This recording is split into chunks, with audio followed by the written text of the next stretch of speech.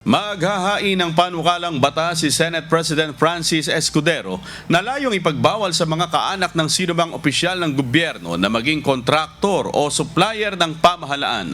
Tugon ito sa panawagan ni Pangulong Ferdinand Marcos Jr. na masugpo ang katiwalian sa mga kontratang pinapasok ng pamahalaan. At upang maiwasan ang conflict of interest, ayon kay Senador Escudero, isinasagawa na ang draft ng panukala laban sa pagbabawal sa mga malalapit na kaanak ng mga opisyal ng pamahalaan na mangontrata sa mga gobyerno. Ang layunin, ipagbawal up to the fourth civil degree of consanguinity and affinity ang sinumang mambabatas o opisyal ng pamahalaan, nasyonal man o lokal, na maging kontraktor o supplier sa pamahalaan.